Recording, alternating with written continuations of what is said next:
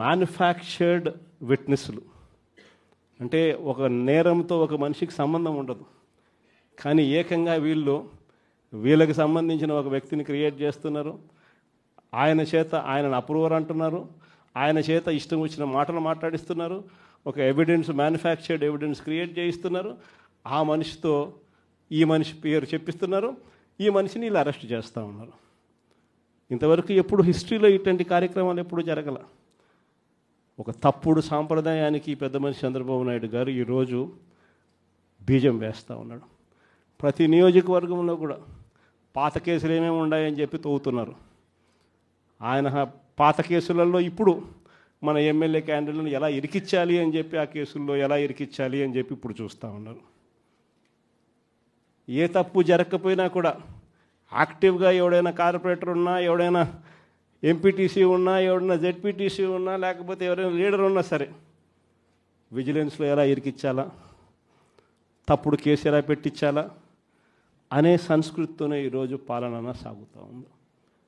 నేను ఒకటి చెప్తా ఉన్నా, ఈరోజు కష్టంలో ఉన్న వైఎస్ఆర్సీపీ అన్నదమ్ములు నేను ఈరోజు చూస్తూ ఉన్నా. నేను మీ అందరికీ ఒకటే చెప్తా ఉన్నా, మీ అన్నగా, మీ తమ్ముడిగా, మీ బిడ్డగా ఒకటి చెప్తా ఉన్నా. నెక్స్ట్ వచ్చే జగన్ 2.0లో పరిస్థితి ఈ మాదిరిగా ఉండదు. ఈరోజు ప్రతి కార్యకర్త కష్టాన్ని చూస్తూ ఉన్నా కాబట్టి చెప్తా ఉన్నా. ఇంతకుముందు మన హయాంలో మనం వచ్చే టయానికే కోవిడ్ మహమ్మారి మధ్యలో 2019 జూన్లో మనం ప్రమాణ స్వీకారం చేశాం.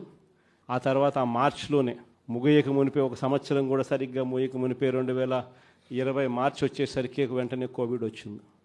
ఆ తర్వాత 2 సంవత్సరాలు కోవిడ్తో మనం యుద్ధం చేయాల్సిన పరిస్థితుల మధ్య మన పాలన సాగింది.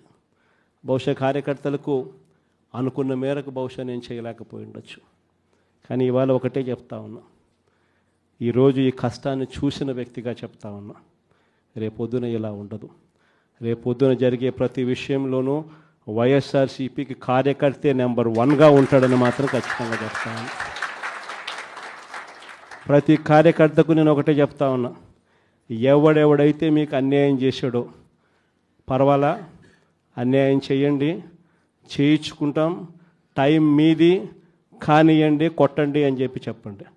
ఆడు ఎవడు ఏం చేస్తా ఉన్నాడో పేరు రాసుకోండి. రెడ్ బుక్ అని నేను చెప్పను, కానీ పేరైతే రాసుకోండి. మీరు ఏ బుక్లో రాసుకున్నా పర్వాలా, పేరైతే మీరు రాసుకోండి.